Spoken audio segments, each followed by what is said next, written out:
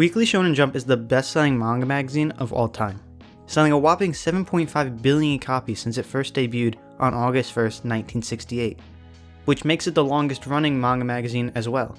The magazine has been home to many legendary series that have risen to a level of recognition beyond anything before them. These will be remembered forever for being childhood memories, some of the most unique and meaningful experiences, or for being too goddamn long. With a track record as impressive as this, it's only natural to expect great things from the manga and Jump. So when a series begins, it's important to stand out. A few bad chapters in your manga could be pushed to the back only to be cancelled weeks later, being forgotten forever within the history of these pages. So let's take a look back at some of Shonen Jump's new manga that have made it through and may be on their way to the top of Shonen Jump.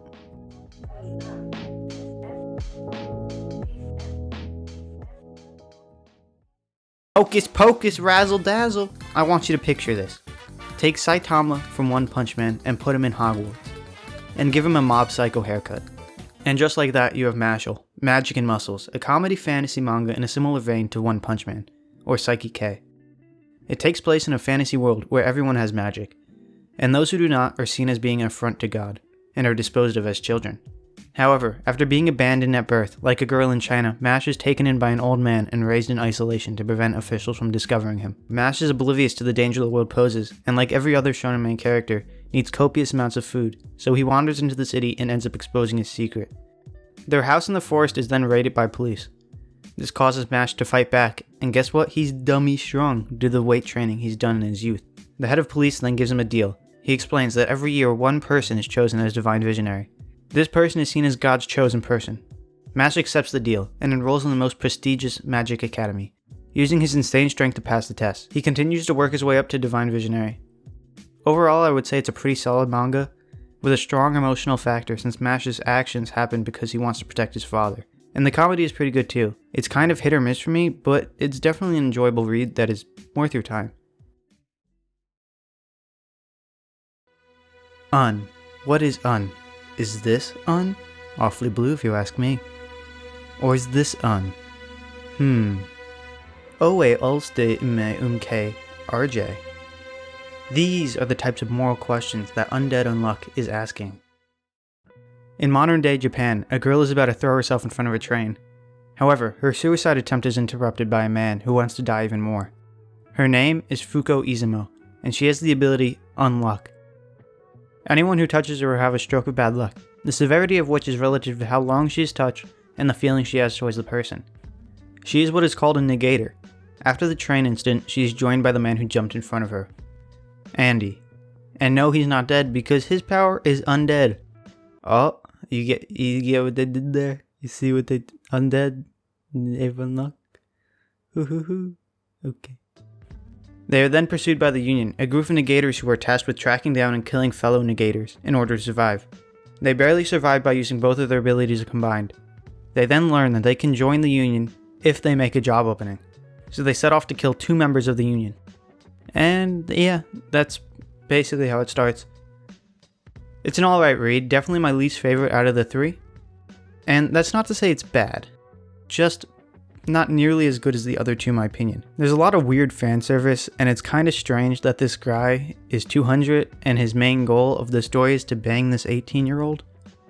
But hey, I have read the least amount of chapters of this manga compared to all the rest, so it's possible that over time it's gonna get better, but as far as it goes, just not as enjoyable as the other 2 in my opinion. Monsters! They're everywhere. Godzilla, King Dong, Mothra. Very scary. This next manga digs deep and asks the real questions. What if monster? What if he monster?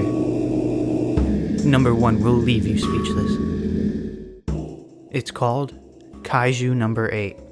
And let me tell you, as a longtime hater of the numbers 1 through 7, it fills me with joy that the number 8 is finally getting the praise it deserves. Kaiju No. 8 is set in a modern world that regularly has monster attacks. These ranging from small-scale incidents to catastrophic events that kill thousands. To counteract the monsters, the country has created the Defense Force, a group of soldiers trained to fight the monsters using specialized suits and gear. At a young age following a monster attack, Kafka Hibino, along with his childhood friend Mina Ashiro, decide they are going to join the Defense Force. But while Mina has risen through the ranks and become Defense Force commander, Kafka has tried and failed many times, never being accepted, and has long since given up on his dream, settling into help by being part of the monster cleanup team. However, following a monster attack, he is hospitalized and turned into a monster by a strange bug. He then uses this new power to protect a family from a monster. This, along with the motivation of a new friend, revitalizes his dream, and he gives it one more shot to achieve his goal of fighting alongside Mina. But there's a catch. If anyone were to find out that he is a monster, he would be reported to the Defense Force and killed. That should give you a general idea of the story. And I have to say, this is without a doubt my favorite manga out of the three. It's a really good read and the art is so nice to look at. The only downside is it only has 25 chapters out at the moment, but goddamn, every time a new chapter comes out, it is so enjoyable. I definitely recommend you give this one a shot. So I think it's pretty obvious how I would rank these. Considering I told you my least favorite and my most favorite, you can kind of do the math.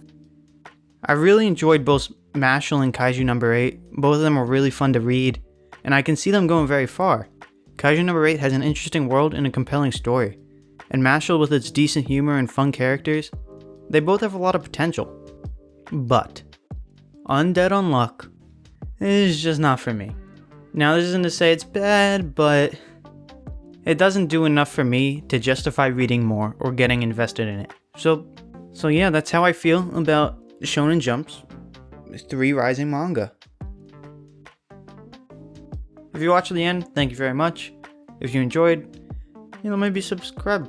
It would mean a lot. And well, that's all I got for now. Peace.